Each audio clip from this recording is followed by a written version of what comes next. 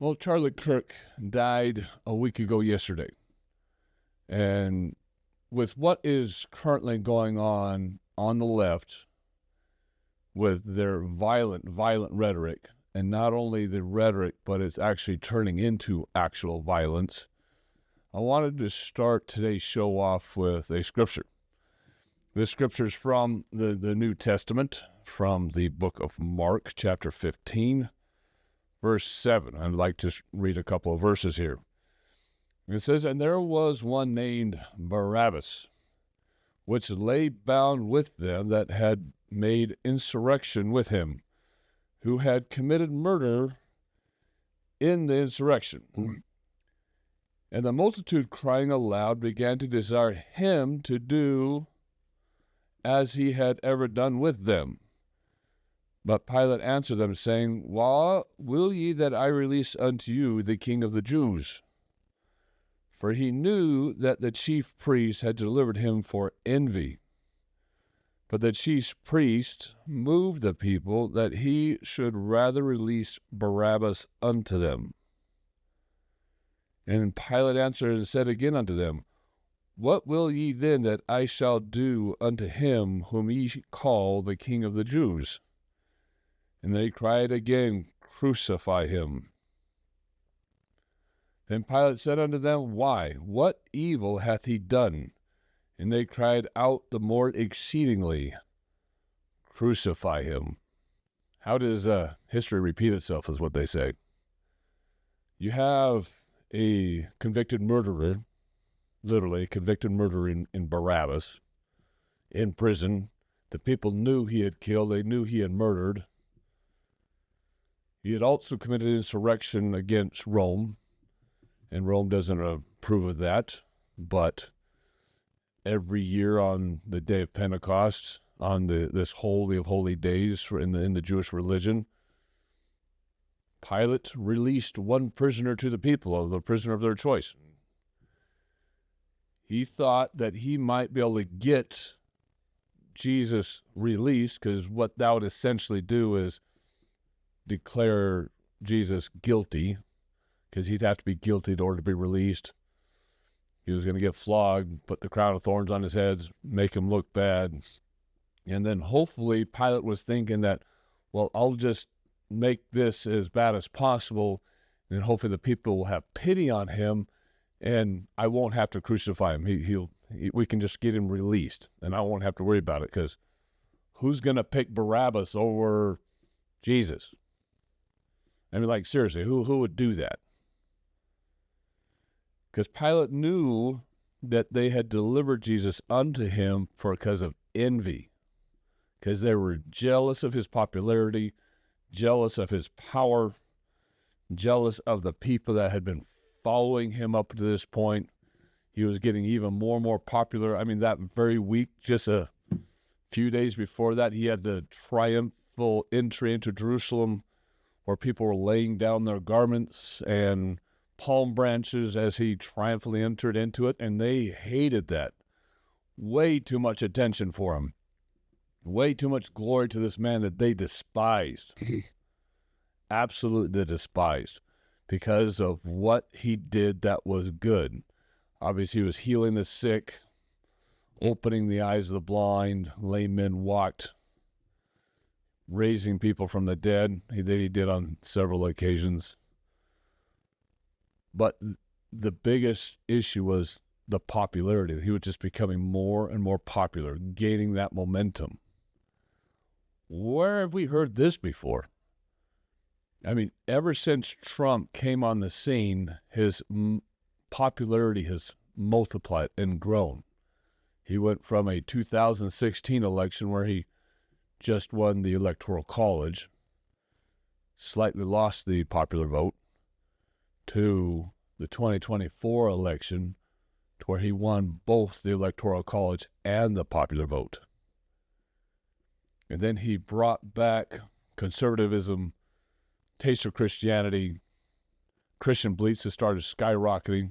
People like Charlie Kirk started becoming exponentially more popular around our universities as people went out there and YouTube and other podcasts started getting much, much more popular than mainstream media. Mainstream media is dying right now. You'll see Colbert and all these other night show hosts getting canceled, news anchors getting fired, shows getting canceled all over the place. And the left is scrambling to try to find out, why is our popularity waning? What is happening to us? And the more the popularity wanes, the more desperate they get. And like cornering a lion, desperate people make bad decisions. And they're starting to double down on the policies and the rhetoric that they've been fomenting for these last couple of years, knowing that they're not popular, but also knowing that they're not going to give up on those policies because those policies give them power. It has always been about bringing this country into a single-party state, getting rid of the conservative side completely, the Republican side completely. That has always been the goal. Figure out a way to make this a one-party state. The illegal immigration has been geared towards that. If they could get the illegal immigrants at worst, where they could account for the census so they could have the additional votes within Congress, but far beyond that, they wanted a path to citizenship. They wanted to get the illegal immigrants voting. That's why the left worked so hard to win and cheat at the 2016 election, which didn't work. And evidence has come out for that, as much as I've seen on the news, and I've watched more leftist news in the last few days than I thought I'd ever watch in a year. But they are in still complete denial of what Tulsi Gabbard has come out with, proving that what Obama did and what Clinton did was treasonous. I mean, I've actually watched anchors saying that this is unsubstantiated information, that Tulsi Gabbard has come out at best. And the attacks on Obama and Hillary are unmerited. It has been their goal from the day one, that they do not want Republicans winning another election at all, ever. They want to guarantee their power and authority so much that they're willing to do whatever it takes to make sure that that happens.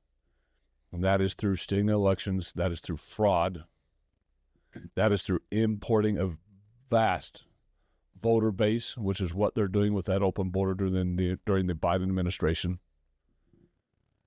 They are purposely fomenting violence in the streets, egging on riots like the Black Lives Matter movement, like the Antifa movement, the illegal immigrant riots that were happening across the country.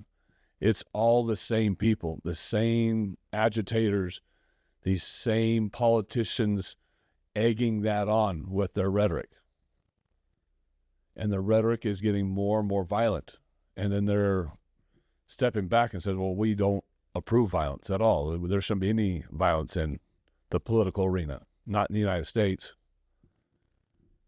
But we know that is a lie as well, because they want the violence. They have to have society break down enough where people demand change. And the only change they want to give them is more power to the federal government, more power to their party, so they can turn this into a single-party state, inaugurate socialism, which will eventually lead to a dictatorship, and they will have achieved supreme power. People are willing to believe the lie and push the lie knowing that it is a lie, just as much as what these people did back in Christ's time. They are willing to accept the murderer over their adversaries in the political arena because of the hatred that is there. Christ went around blessing people, helping people, just teaching people, talking. He'd go in the streets and talk. He'd go in the hills and talk. He'd go in their synagogues and talk. All he ever did was talk, expound, teach. Where have we seen that before? Not necessarily trying to compare Charlie Kirk to Jesus Christ, but there's an awful lot of similarities there. As Charlie Kirk went from university to university and just taught, went to the people, in front of people, and let anybody ask him questions. It didn't matter who they were. It's interesting to look on the left and see why they're naming him as a racist, as a bigot, as homophobic, because all they want to do is take his words out of context and push a narrative. That's all I've heard. I have hundreds of comments in my own comments section, my own podcast, let alone what everybody else is receiving on their podcasts or in the comments section of the news channels. I can't imagine what Erica Kirk herself is receiving. It's got to be exponentially bigger than mine. But the evil that is being pushed out there in calling Charlie a racist,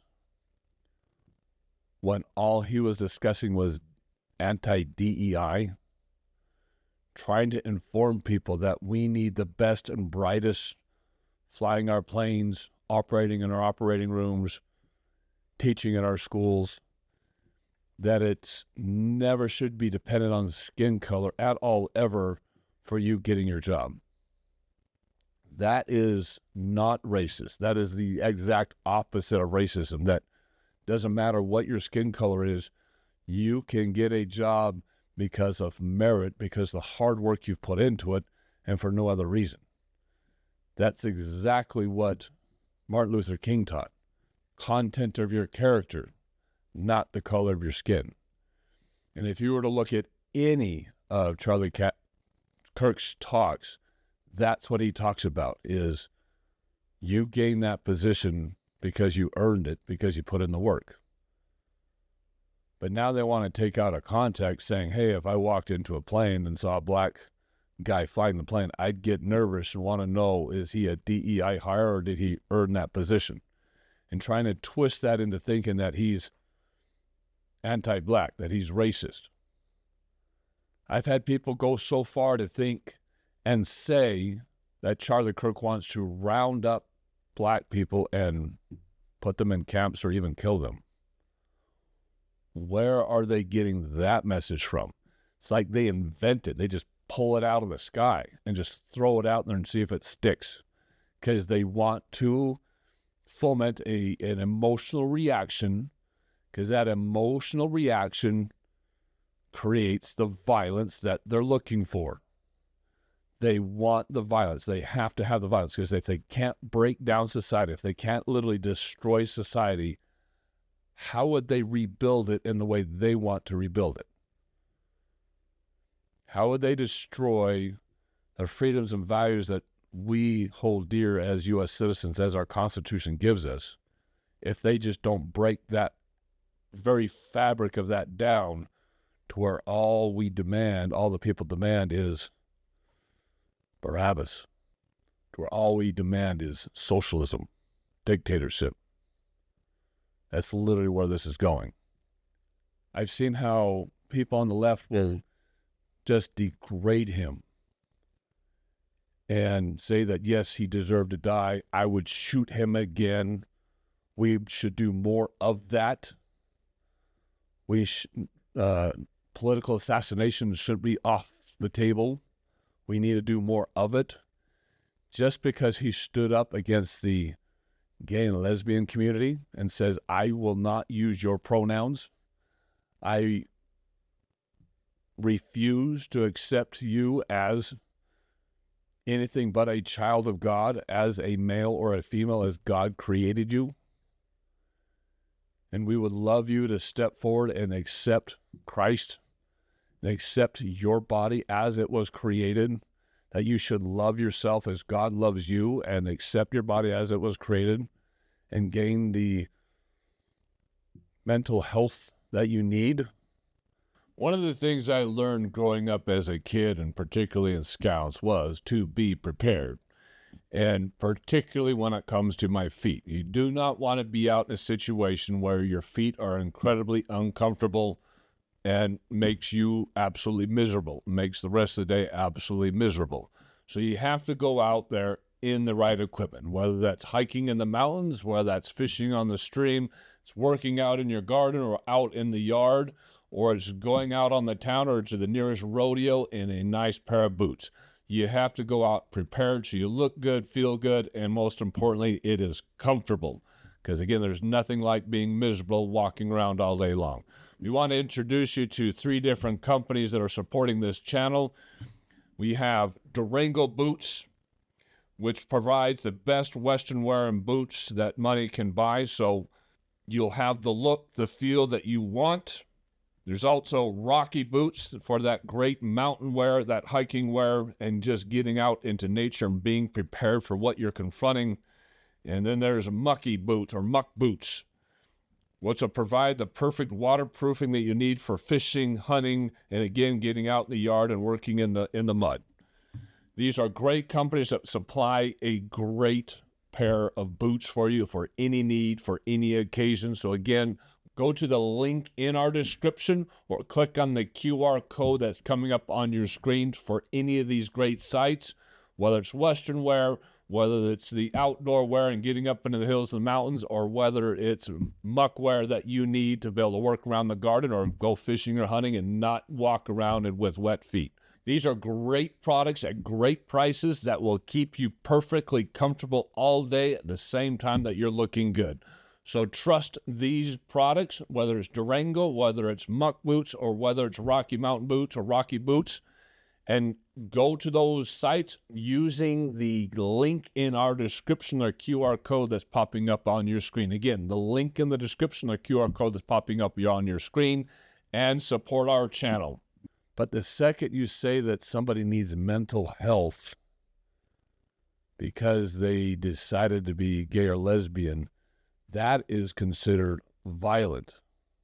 And then you get to the point where you have GoFundMe pages for the guy that shot Charlie Kirk. You have GoFundMe pages for the guy that stabbed that Ukrainian refugee in the train. You have huge protests approving and trying to fund Luigi, who shot an innocent man, even though he didn't like how he ran his company, United Healthcare. They're willing to go to the evil because in their minds, that's feeding the greater good, and the end justifies the means. That is how evil proliferates throughout society, is when people stand up and say, crucify him, because that's what the left is doing right now with anybody that stands up with truth, with values, that stand for God, that stands for the Bible. They are all saying, crucify them, whether that's Charlie Kirk, whether it's Donald Trump, whether it's any of us. I see it in the streets when a conservative is confronted by a leftist, confronted by a liberal, someone with woke ideology. They will get in their face, scream, yell, throw things, become violent, punch, hit, smack, steal, grab hats, break things. Like the gentleman down in Arizona that just tore through that little memorial that had been set up for Charlie Kirk and just started kicking flowers and pots and everything.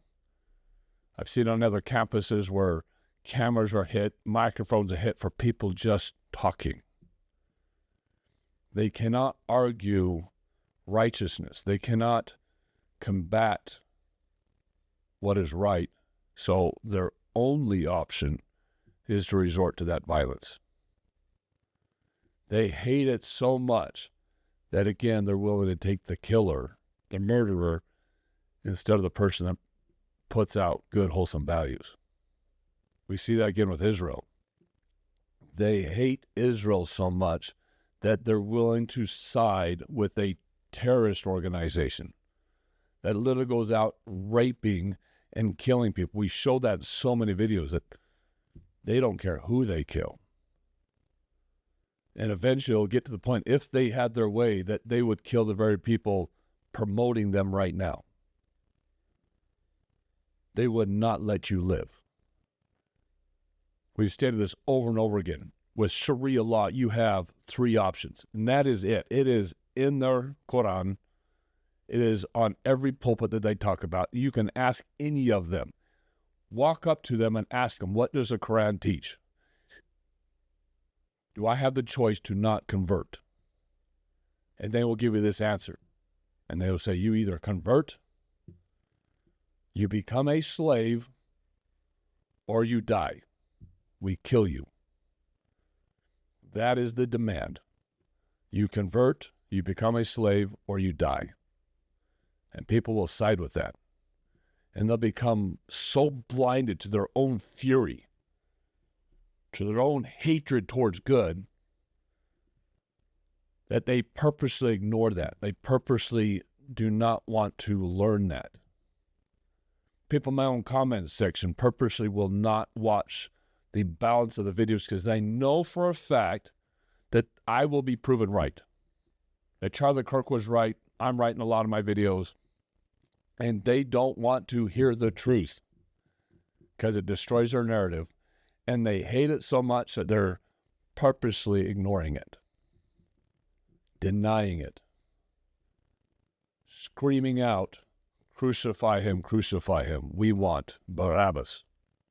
But that's what's always been prophesied in the scriptures, right? That there's going to be such a divide in the last days. It's going to be the wheat and the tares are going to be separated. And that is what is happening. It is my opinion that Charlie Kirk kind of started that wheat and tare separation more vividly than it has been prior to now. We are vividly seeing that now, online, in our social networks, in our workplaces, in our church buildings, in our neighborhoods. The wheat and the tares are literally separating right now. Sides are being chosen. And it's going to continue to be chosen until the last day when God says, enough's enough, you're done. And the problem is most people on the left do not believe in God enough to think that he's ever going to come or that anything is going to change. They're just going to keep on going and doing what they're doing until they have absolute control, because their only belief is in the state and what they can or cannot do. There is no God. But we all know differently, right? I want to show a couple of videos that prove these points. So bear with me as we look at a couple of these videos. I just don't even know why there aren't uprisings all over the country, and maybe there will be. People need to start taking to the streets. This is a dictator. You know, there needs to be unrest in the streets for as long as there's unrest in our lives. Enemies of the state. Show me where it says that protests are supposed to be polite and peaceful. Do something about your dad's immigration practices, you feckless. When they go low, we kick them. How do you resist the temptation to run up and wring her neck? Biggest terror threat in this country is white men, most of them radicalized right up to the right. I thought he should have punched him in the face. I said, even if you lost, he insulted your wife. Yes. He came down the escalator and called Mexicans rapists and murderers. He said, well, what do you think I should have done? I said, I think you should have punched him in the face and then gotten out of the race. You would have been a hero. I'd like to punch him in the face. I said if we were in high school, I'd take him behind the gym and beat the hell out of him. Punch some people in the face! When was the last time an actor assassinated a president? They're still going to have to go out and put a bullet in Donald Trump, and that's a fact. Look as his character is stabbed to death. Where is John Wilkes Booth when you need him? This way. I'm like a right bottle, and that's it right there. Pull it up. I have thought an awful lot about blowing up the White House. A Missouri state senator is under investigation by the Secret Service after saying she hopes President Trump is assassinated. I will go and take Trump out tonight. And if you see anybody from that cabinet in a restaurant, in a department store, at a gasoline station. You get out and you create a crowd. And you push back on them. And you tell them they're not welcome anymore, anywhere. And sadly, the domestic enemies to our voting system and our honoring our Constitution are right at 1600 Pennsylvania Avenue. They're not going to stop before Election Day in November, and they're not going to stop after Election Day. And that should be, everyone should take note of that on both levels, that this isn't, they're not going to let up, and they should not. If you think we're rallying now, you ain't seen nothing yet. It's only going to get worse from here. Because again, we pointed this out many times before. All they care about is power. And they become more and more desperate the less power that they have. The more power they lose, the more this is going to increase. So let's just take an account of what they have lost. They've lost the presidency. They've lost both houses because Republicans have both the House and the Senate. They no longer have control of the Supreme Court. Republicans, again, have the majority there. Trump is officially getting rid of their voters by deporting all the illegals, which is not only deporting their hopefully future voters, but it's also decreasing the sanctuary city and state populations where it's going to affect their legislative seats. He's getting rid of the deep state, which is the biggest thing that they're afraid of. Because even with not having power in the presidency or in the House or in the Senate, Democrats forever have been able to rely on their deep state operatives, those deep state employees, to fulfill their policies anyway, or at least stonewall conservative policies until after the next election. They could stonewall for 4 years and just live through the presidency and get nothing done. They've always depended on funneling money from all these other programs to support their policies and push forward their policies. Doesn't matter if it's money coming from USAID, money coming from the U.S. Department of Education, money coming from the CDC, money coming from the SEC, Department of Defense. There was tons and tons of money that they had control that they could get funneled around. Massive, massive money laundering operations. Ukraine was just a small part of their money laundering operations, and why we went to war over there. Just a small part of it. Massive money laundering operations where they could fund all these programs, these feckless programs that would re-engineer society, would re-engineer our values. They are losing those deep state employees because Trump is trying to downsize the government as fast as possible. Get rid of USAID, close down the Department of Education, shrink the Department of Defense employees, shrink the IRS even, shrink the FCC. All these departments, every single one of them are shrinking. We look at the Justice Department and how many people are trying to get fired there. The FBI is letting go of rogue agents, firing all these officials at the top, and every single one of them are being taken to court and trying to prevent Trump from firing them. Why would they care enough to take people to court so that they won't get fired or let go? Why? Because they need those operatives. They have to have those operatives or they lose even more power and control, and they become more and more desperate. This whole thing has been a scheme from the get-go. From the stealing of the elections to the illegal immigration to the deep state operatives to the funneling of money with all these departments that are overly bloated. Everything comes down to the same thing. It is all connected. And they're losing all of it miraculously, which is a huge boon for us who are conservative. It's a huge boon for the Constitution. It's a huge boon for our republic. But they are desperate. Desperate. And now the fangs are coming out, the claws are coming out, and you can see their desperation in the media. You can see their desperation on the seats, in the streets, and you can see their desperation and the rhetoric and the narrative that they're putting out there.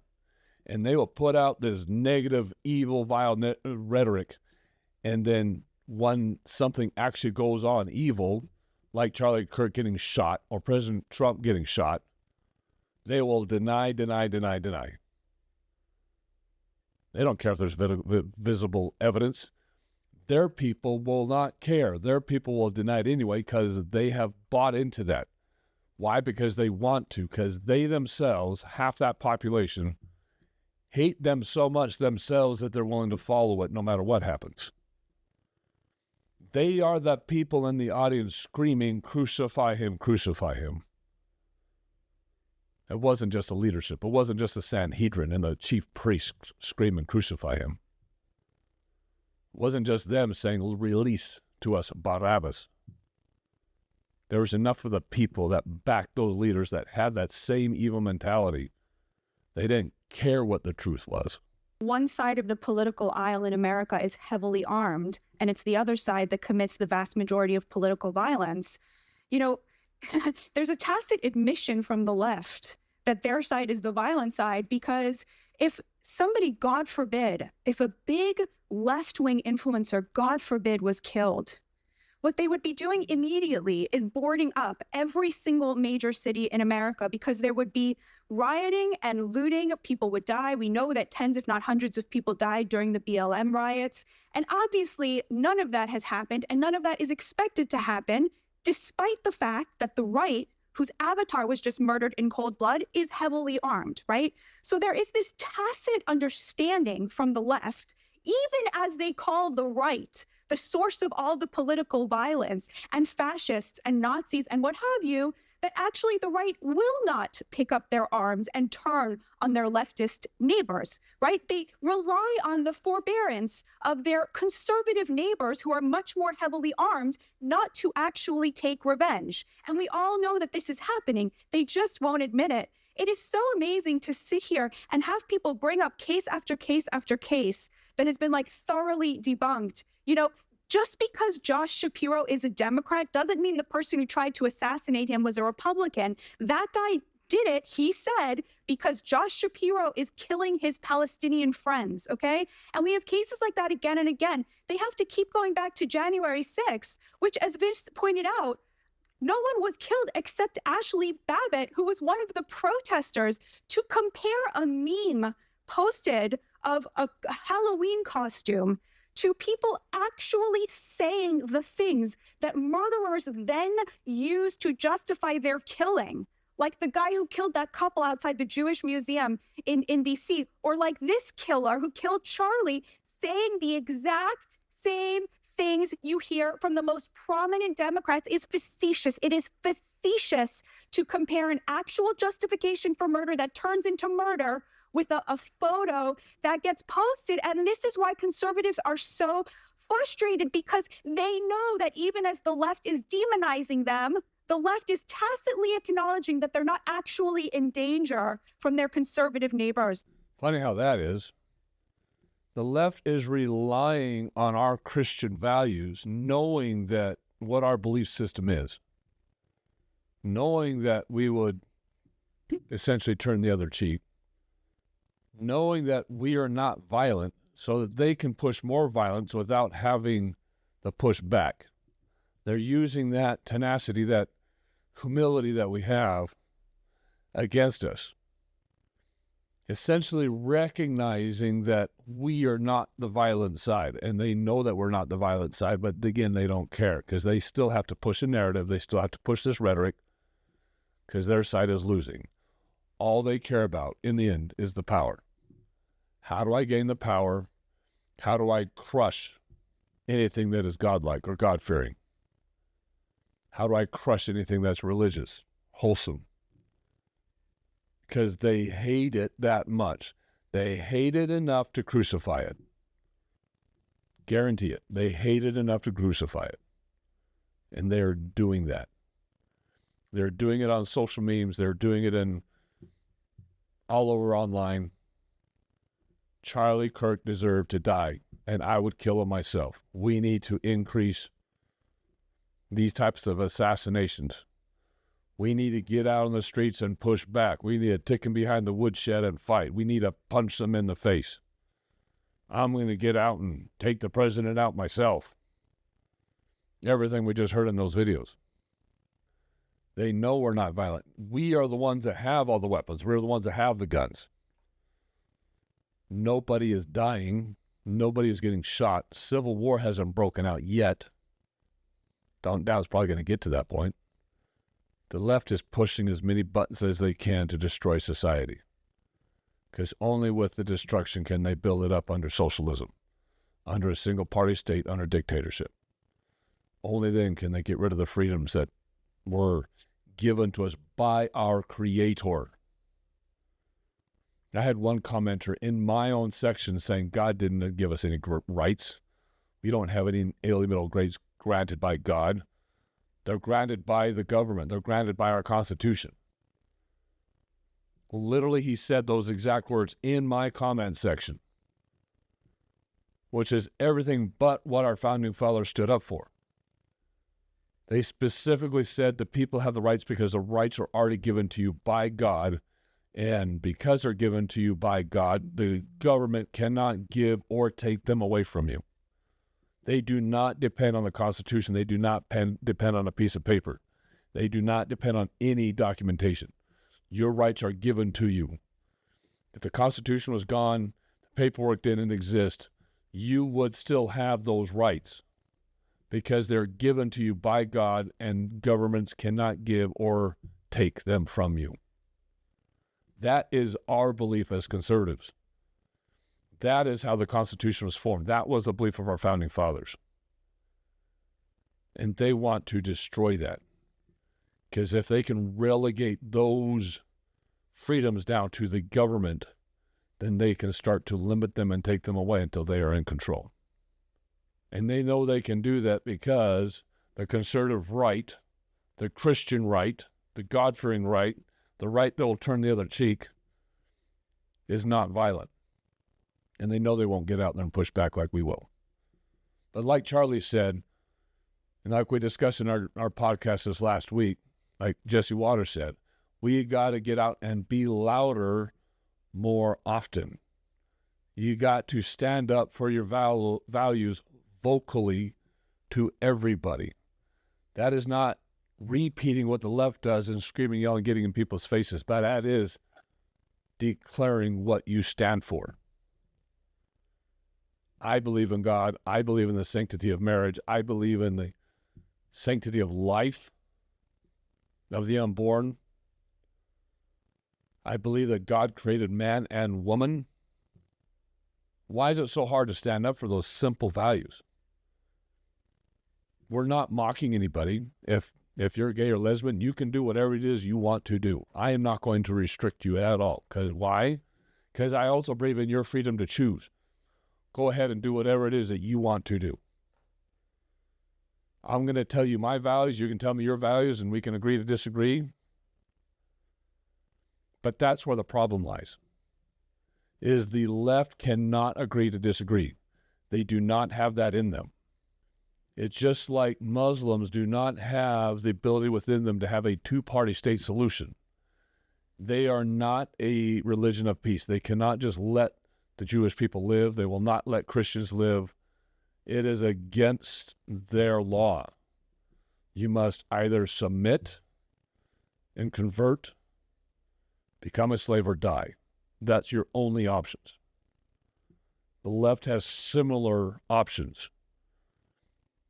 It's not just you have to accept me as being gay, lesbian, my right to have an abortion, but you actually have to address me with my pronouns.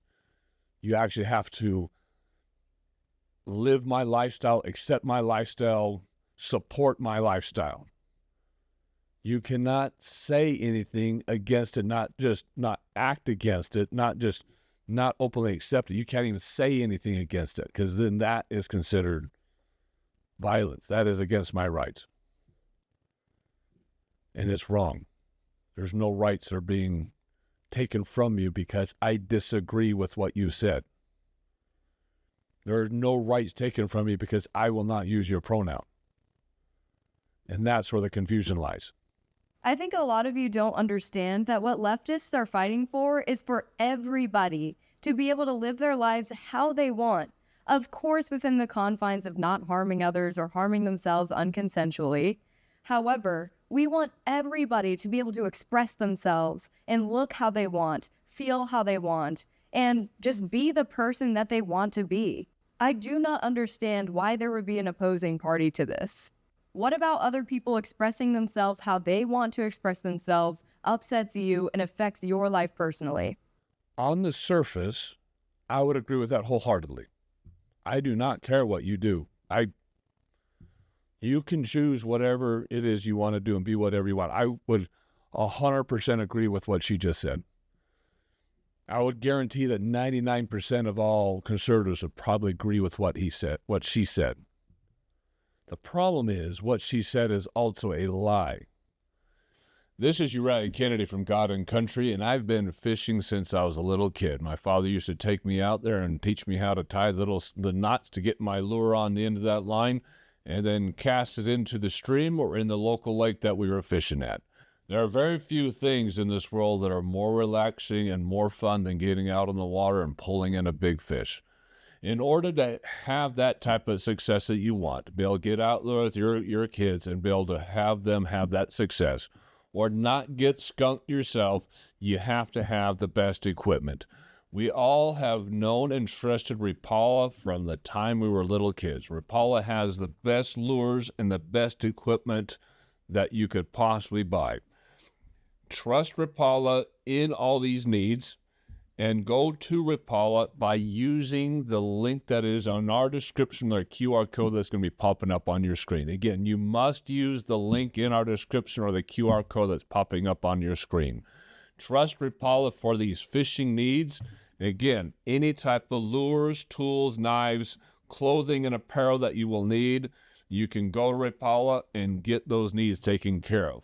Enjoy the water and enjoy being out there with your kids and be successful at the same time, because there's nothing like getting skunked, but there's nothing more joyous than pulling in that big fish. So trust Rapala for those fishing needs and go to Rapala right now using the link in the description, the QR code that's popping up on your screen, and thank you for supporting our channel. Democrats do not just want to live and let live, like she said. They are against the policy of live and let live. You have to do more than just allow them to do what it is that they want to do. You have to almost participate with them. You have to bake the cake for them. You have to be forced to support their lifestyle and allow their lifestyle to intrude onto everything that you do. From being forced to a bakery to make a cake for a gay wedding, to allowing transgenders to teach our schools. You have to allow drag queens to go and read to your elementary school kids. You can't say you can't do that. We have the right to go and read to your kids. You can't preclude us from doing that. We have the right to do that. That's where it gets to. You have to allow boys and girls locker rooms. You have to allow boys to play in girls' sports.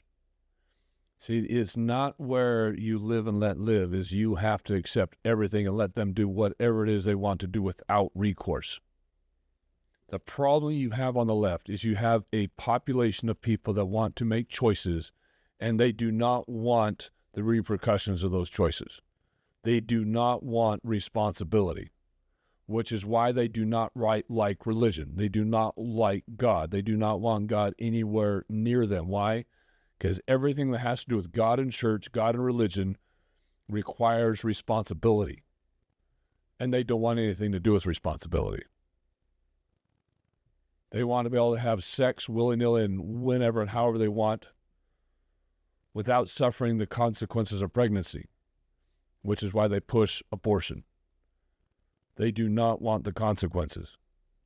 They want to be able to push drag queens and transgenderism and they don't care what it does to minors. They don't care the physical repercussions, the mental repercussions. They don't care about anything. Why? Because they don't care about the responsibility.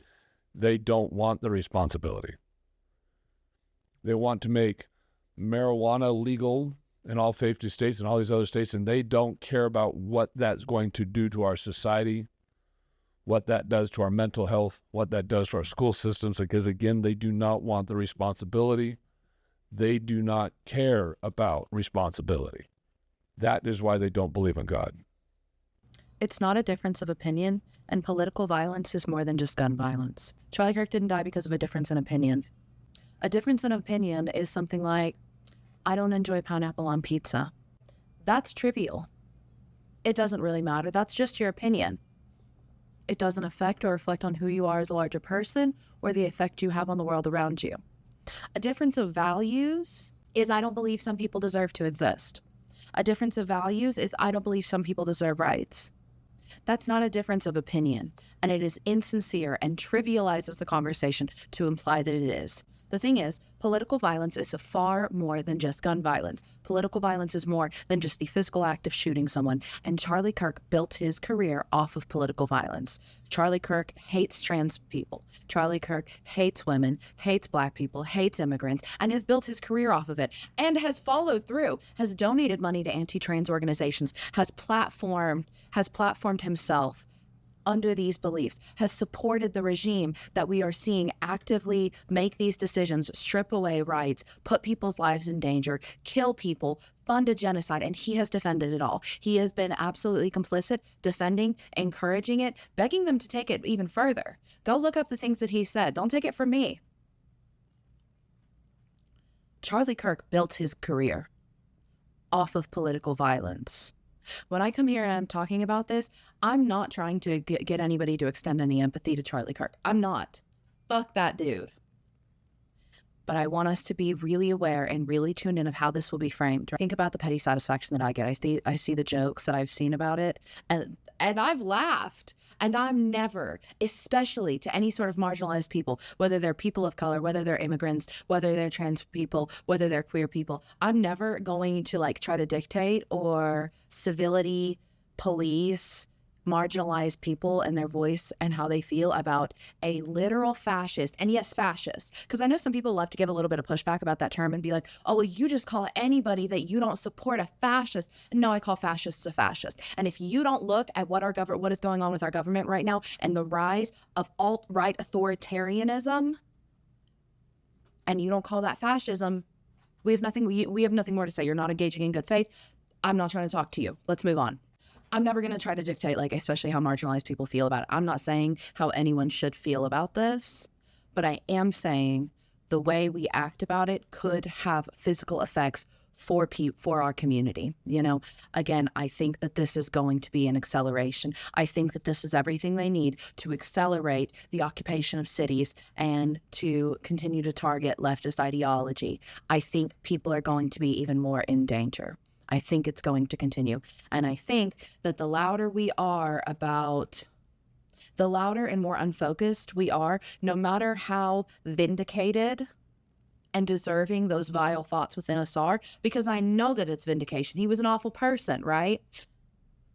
It doesn't matter how vindicated it is, if that celebration is going to be taken and then used to hurt people in my community. I don't know what the right answer is, and I'm not trying to say I do or tell you how you should feel or how you should act. I am just concerned. But there is so much nuance to this conversation that we have to hold. And the thing is, Charlie Kirk built the altar he died on. But it is an altar, and they will sacrifice him on it. This is going to be used to weaponize, and it's going to be used to hurt people. But you can see the ideology there is so consumed in not having responsibility. It is all centered around gay and lesbian rights. And the lie that those of us who are on the right are killing people, stopping people from believing or doing as they want.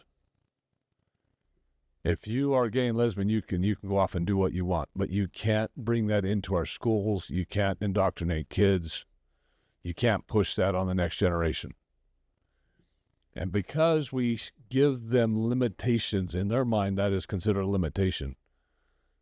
Now we are evil. Now we are taking away their rights. Now we are controlling them. For the simple fact of saying you can indoctrinate our kids, you can't allow kids to have sex changes, all of a sudden their rights are being taken. We do not allow or don't want to allow DEI. You have to earn that position. All of a sudden now we're racist because we don't have equality. See how they twist and make good evil and evil good? And then they wholeheartedly believe it. There is not a word that she said that she doesn't wholeheartedly believe. But that is the issue, is they're so far twisted in their ideology that they do not differentiate good from evil. There's no discernment there anymore. There's no belief in God. There's only what you can and cannot do, which is why socialism rings true to them, which is why a single-party state would ring true to them, which is why removing the freedoms from an entire another population, which would be the right, is okay to them because you're wrong anyway. Whereas one side would let the other side live. One side would grant the other side all the freedoms that they wanted to, as long as they're moral, have some semblance of morals in there. The right side would allow that and the left would not. But they're confusing actual violence with political violence. And you see that new terminology out there, and she's not the only one to use it. So your words become violent. Our own governor came out and expressed that and say, words are not violence. You can agree to disagree. You can get out there and talk. You can get out there and have a debate. Words are not violence. Again, because I am not going to use your pronouns, because I am not going to let you indoctrinate children or allow children to have sex changes before they're fully adult, can make those decisions on their own, because I don't want to have underqualified people in major work positions. I want people to earn those positions. All of a sudden, now I'm the racist. I'm not judging racism at all. I'm just saying, if you earn the position, if you have the skills necessary, then job is yours.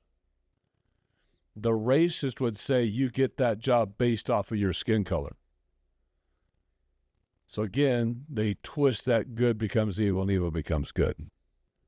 And they try to make conversation, debate, evil as political violence. And they twist that around and make that look like we're the ones that's causing the problem. The right is the one that's causing the problem. The right is one that's restricting your freedoms. The right is the one that's taking your rights away. Good becomes evil and evil becomes good.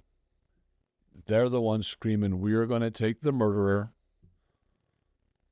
over Christ. It was your altar, and it was an altar according to her, and they're going to sacrifice him on it. I mean, we didn't sacrifice anybody. But we are saying that Charlie Kirk gave his life for his beliefs. That is for sure. But the beliefs we're saying is his beliefs in God, his beliefs in Christ, his beliefs in people, and you being the best you can be, and you and accepting your body on how it was created, and the woman protecting the life of the child, the unborn. They twist that, and all of a sudden you're taking the woman's rights away. You're evil because you're taking her rights away. When all she wants to do is evade responsibility. Evading responsibility is not taking rights away. Asking you to pay and suffer the consequences of your own decisions is not taking your rights away. And that's what they want us to believe. That I do not have to be responsible. If you're making me responsible for my own actions, you're taking my rights away. You are being politically violent. That's where the left has this skewed. Violence is violence. Shooting somebody and killing somebody is violent. Getting out in the streets and destroying things is violence. Stealing, maiming, punching, hitting is violence. Fomenting violence, saying you're a dictator, you're a fascist, you're Hitler, you're a Nazi. You know what you're doing when you use those terms because others will believe those terms and do actual violence. Not just the words, will actually do violence. That's what Trump's against. That's what we're fighting against. Us getting up there and saying, we don't believe in that because we have a belief in God, but you can go ahead and continue to do whatever you want to do. You can step up to the mic and we can argue, but in the end, you're stepping away from the mic and nothing has changed. You are still you, I'm still me. The only thing we're restricting or trying to restrict is how this affects kids who do not yet have the decision-making ability, do not yet understand the consequences of their actions. We're still trying to make it so they have freedom later. You are removing their freedom too early by making them or having those make those choices early. Their freedom is gone. You took it from them. Because by the time they're older and are wiser, have a little more experience, a little bit more maturity, they no longer have the freedom to choose. You chose for them. Because they were too small to choose for themselves. You stole their freedom.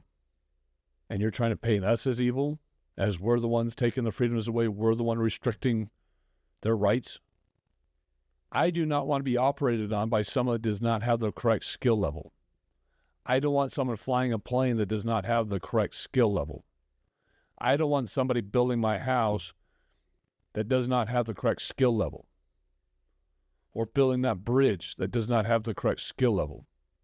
Yet, all you care about is the color of their skin. That's all you see is the color of their skin. That's the difference between right and left, is we don't see skin color. But yet you paint this evil picture like we do. Like that's what matters to us. Completely rejecting what Martin Luther King taught or anybody else taught during the 60s. I want to play a Fox News report on a survey so we can see how bad this is. New report reveals political violence is becoming more and more normalized, especially on the left. Our William Lajeunesse has been digging into this report. So what does this say? Well, Aisha, there's actually two surveys that suggest there is a growing tolerance, even support for political violence, especially on the political left, according to a research lab at Rutgers University that studied dangerous ideology. In a poll of 2,600 Americans, younger online users who self-identify as liberal or progressive say political violence, including assassinations, is acceptable. 50 to 56% of those progressive users say killing Elon Musk or President Trump is somewhat justified. Then 59% of those polled who call themselves left of center say it's at least somewhat acceptable to destroy a Tesla dealership to protest. And finally, social media, of course, being online makes it worse. The researchers found the platform Blue Sky, the Democrat alternative to X, quote, plays a significant and predictive role in amplifying radical ideas.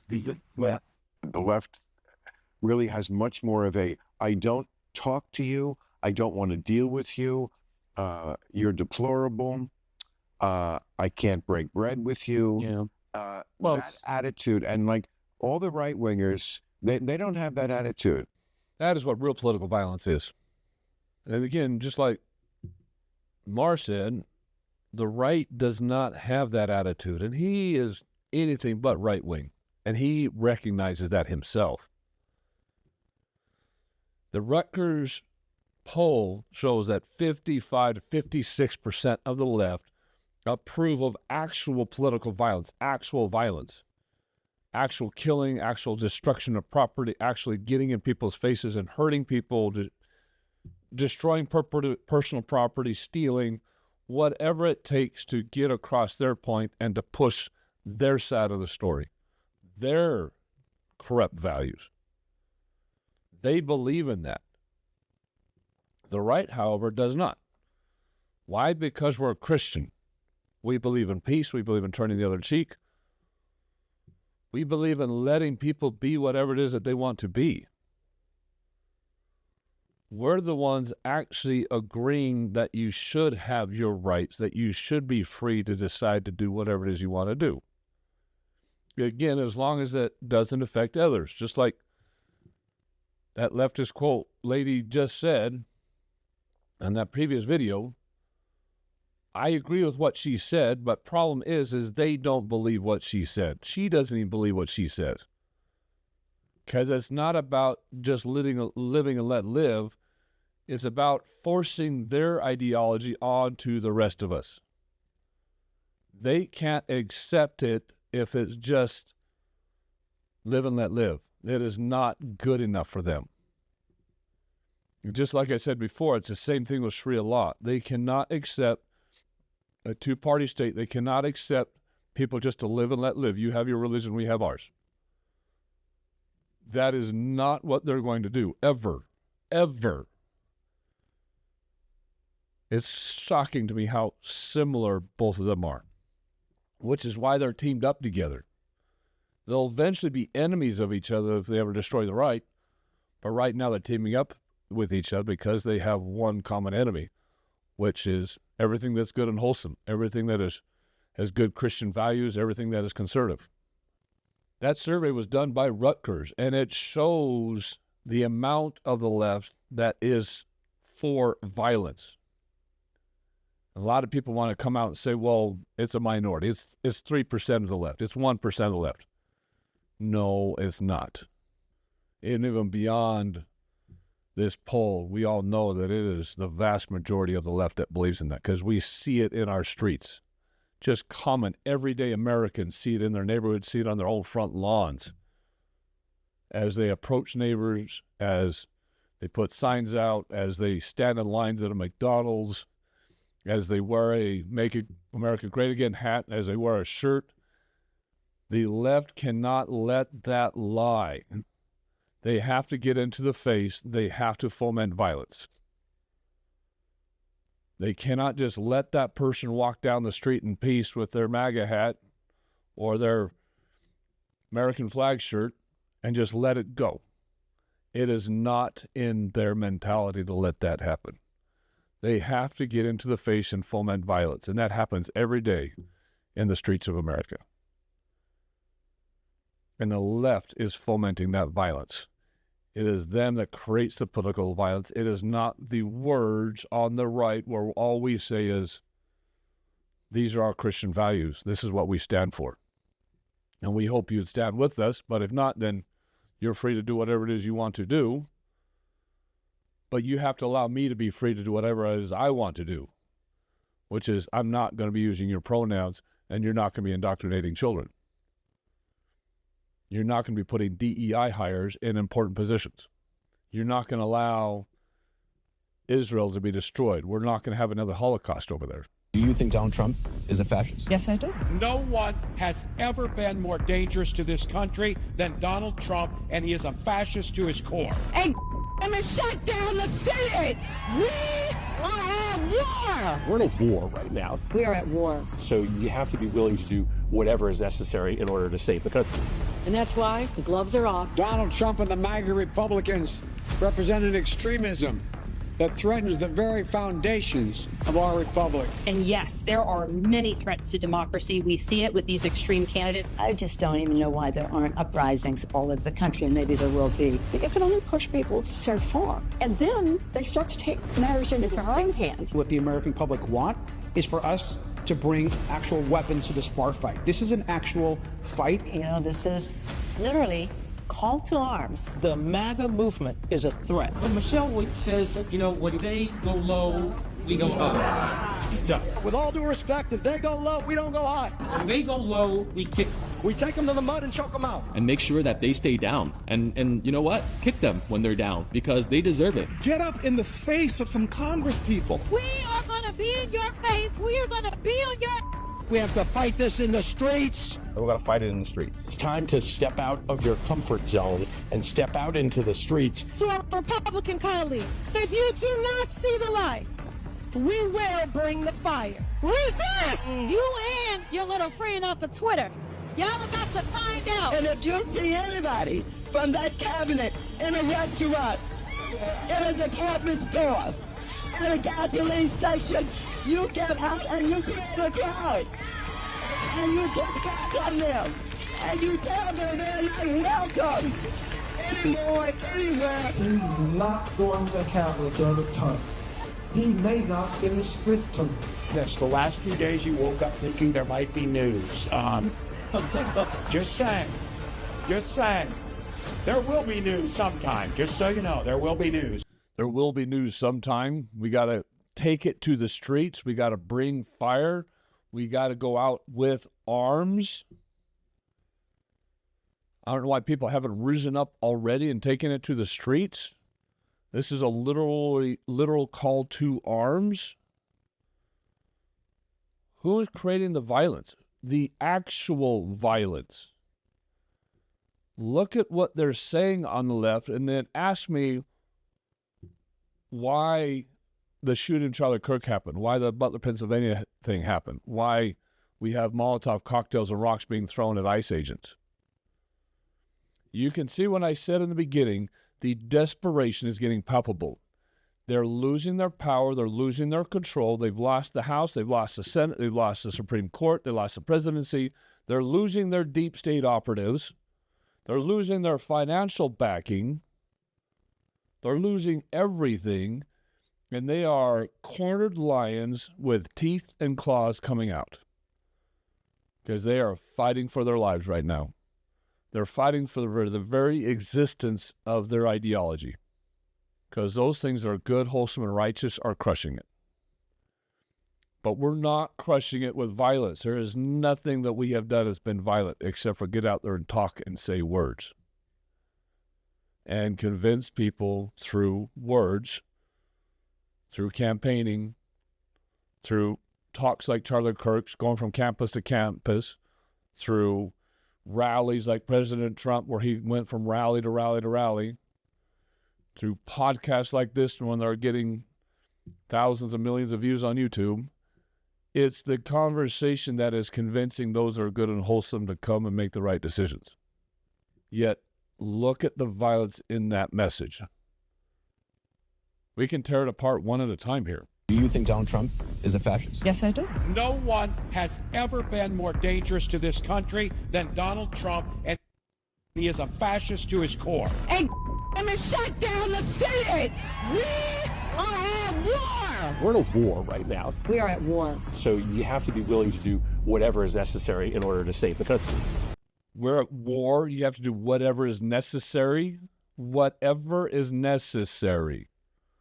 How do you think extremists are going to take that language?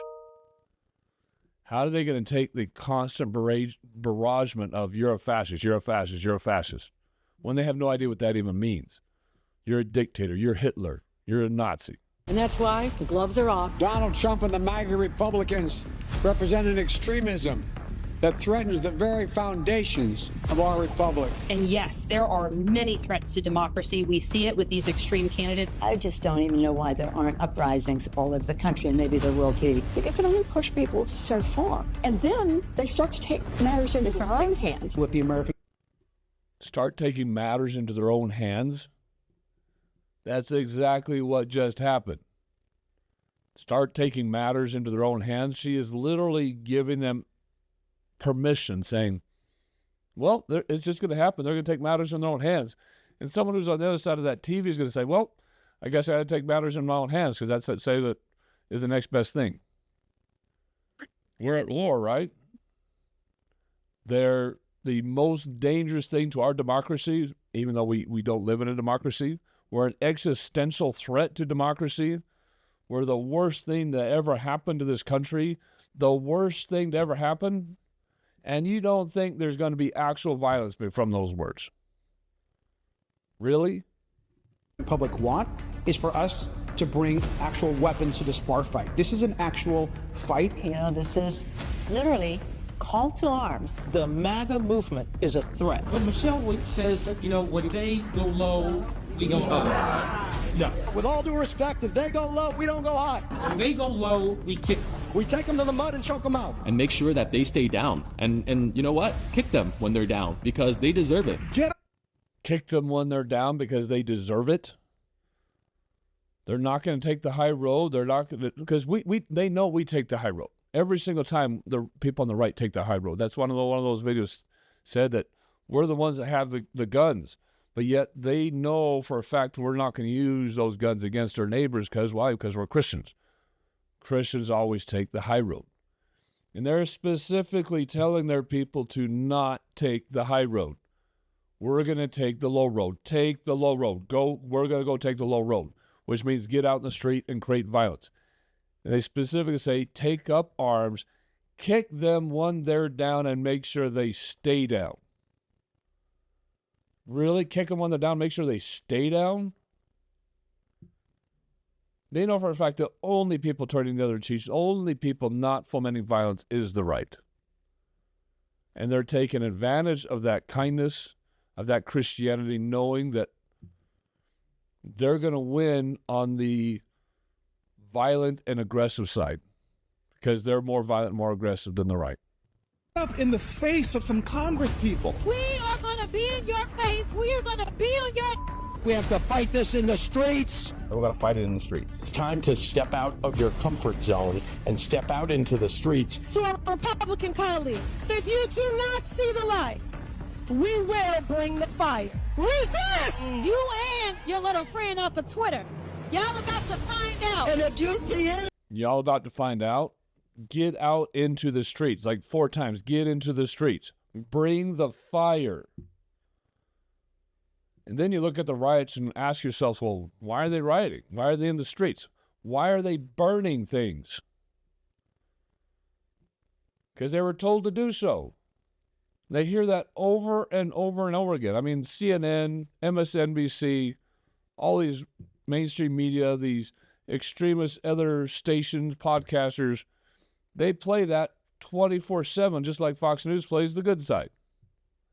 And they hear it over and over and over and over again. It just repeats and repeats and repeats until it starts getting into chat rooms and video game rooms. And all of a sudden, an extremist from southern Utah says, I've got a chance to take him out, and I'm going to take it.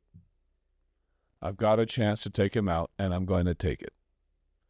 His exact words for Tyler Robinson, who shot Charlie Kirk. Where did that come from? It comes from this every single time. That is fomenting violence. Us saying that, again, we're not going to use your pronouns.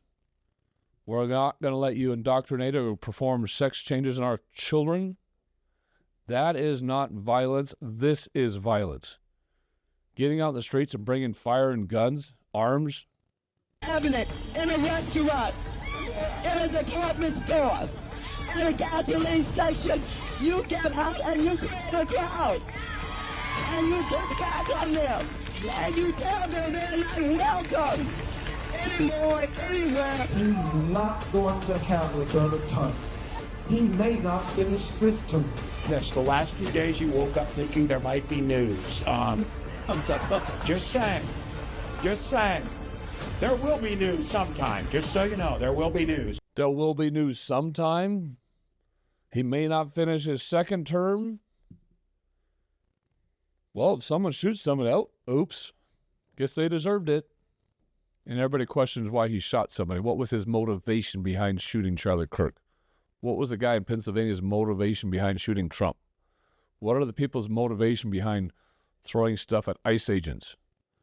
What is common everyday Americans' motivation for getting in the faces of people that wear MAGA hats or MAGA shirts or just a simple American flag shirt? Getting in their faces is like Maxine Waters just said, getting in their faces and creating a crowd and pushing back on them. Everyday Americans are getting pushed back on. When they go to school district meetings, when they go to city council meetings, the conservatives are the ones getting pushed back on and are getting leftists and liberals in their faces pushing back on them.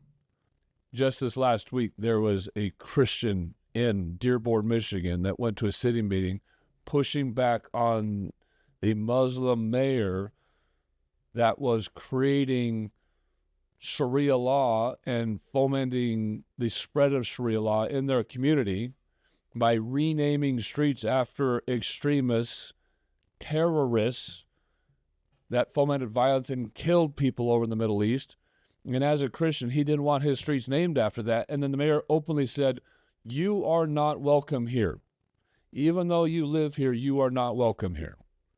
Many leftists have said that everywhere on social media. Who has the violent side now? I believe Trump's actually going to win this fucking thing.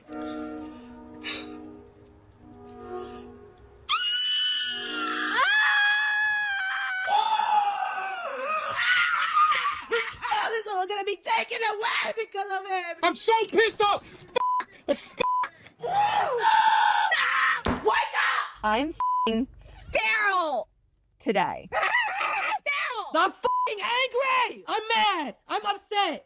I'm angry as fuck, bro! White people, do not go to your black, your indigenous, your immigrant, your queer, your trans. Do not go to that person in your life that you feel is a little bit more oppressed than you are, because obviously you're feeling oppressed, and ask for, like, help with it. Men. All of you. And you ugly dumb bitches who voted for him too. You guys are a piece of shit. You guys have internalized misogyny and you're dumb. You're stupid. I'm gonna go ahead and say that I think if you voted for Donald Trump, you're ugly.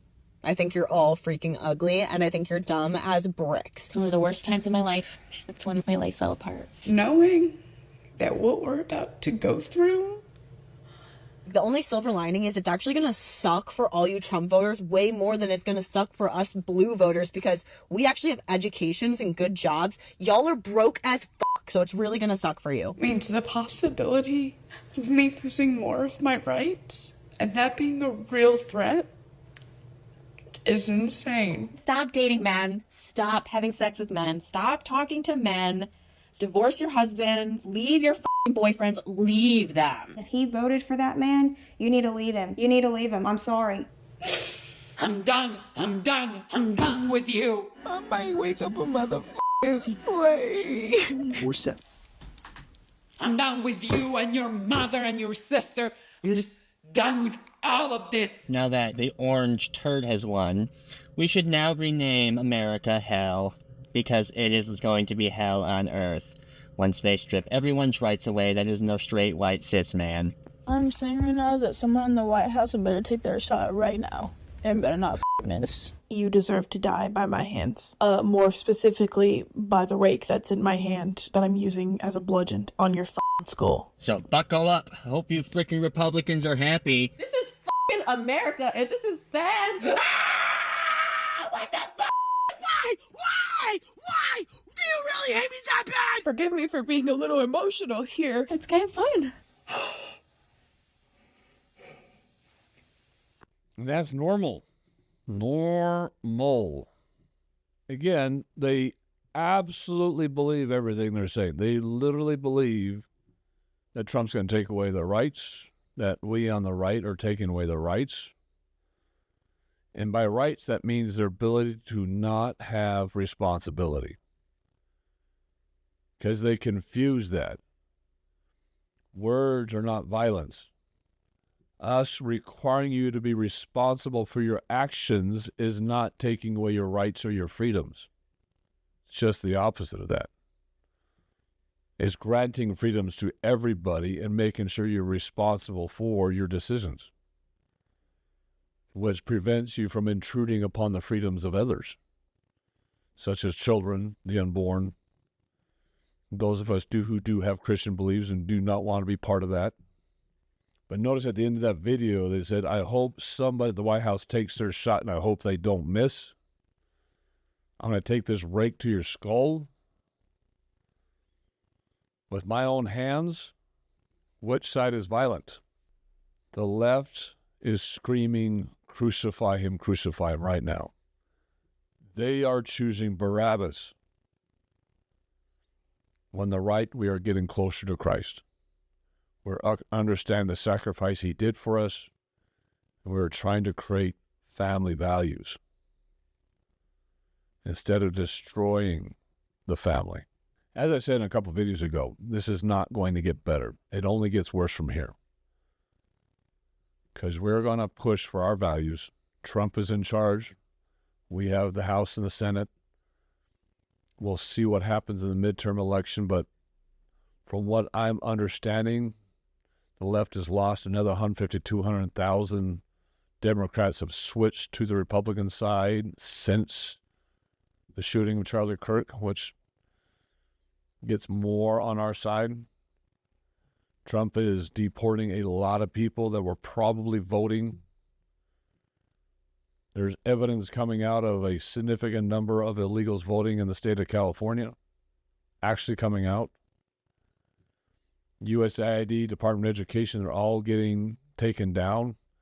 And the left's ability to funnel money to their causes, to their campaigns, is getting destroyed. They're losing power. And they're going to get more and more aggressive because their political power is waning. So they're going to take it upon themselves to have violence in the streets to make up for it, to destroy society so that we demand change, because only by and through the destruction of society can they bring in socialism and absolute control. They will blame us for being the dictatorship. They'll blame Trump for being the dictatorship when that is exactly the same thing that they want to have happen. Always blaming us for what they are actually doing. Always turning good for evil and evil for good. Trying to make everything that is wholesome look evil by the way they distort it and describe it in the media. The way they put so much emotion behind it, and then the way they explain it that sounds convincing, but it's a lie. Just like the leftists who said that we just want people to live and let live. You just want people to make their own choices and be what they want to be and be who they want to be. They'll describe it like that, but again, as has been pointed out, that is the lie. That is not good enough. It is not far enough for them, and it never will be. Ever. They will always take it to the next step. Just like the extremist Muslims and Sharia law will always take it to the next step. It's about completely annihilating an entire race and then moving on to the rest of the world. It is world jihad. It is conquering the world. They're a perfect pair right now, and they are spreading. So again, we on the right, we know we're not going to be violent, even though we're the ones that have all the guns. We're the ones that supposedly know how to aim with them, too, and have practiced with guns, these assault weapons, and since we were little kids, like was said by Jackson the other day in Congress, we're the ones that have to practice with all the weapons. But yet, our Christian values are we're going to turn the other cheek and we're going to talk. Just like Charlie Kirk did. Just like Christ did in his time. Got out in the hills and the valleys and the streets, in the synagogues, in the churches, amongst the people, in their homes, and just taught the gospel. And for that, they killed Christ, and for that, they killed Charlie Kirk, and for that, they're probably going to kill many others, because like I said, it's only going to get worse from here. The more power they lose, the more violent they're going to become. The more they're going to twist this and make good look evil and evil look good. We ask you to support our channel. You have to support this channel. We've gotten information from YouTube that they're seriously depressing and suppressing our impressions so nobody is seeing them. We did a great memorial on Charlie Kirk last Sunday on our podcast, and they've now restricted it down to 18 and older because it is unsuitable for kids from under 18. And all we did was talked about Erica Kirk's beautiful discussion after the death of her husband. Incredible what the left is doing to suppress what is right. So we ask you to support the channel, push it out there, share it on your social media, share it out with your friends, listen to the hours that we have out there. Give us the listening time because that helps us out. The listening time is way more important than the views. And we discuss a lot of topics. A lot of subjects go by during our podcast. And we just ask you, even if it takes you a couple of days, please listen to the full podcast. We have 16,000 subscribers now, but you're listening to little excerpts of it. Please listen to the full podcast. Look at all the information that we're providing for you. It's a lot of content, a lot of good information, and please share it out there. So we ask for your support. Like, subscribe, hype it, and listen to the full thing. Appreciate you tuning into God and Country, and we'll talk to you on the next video.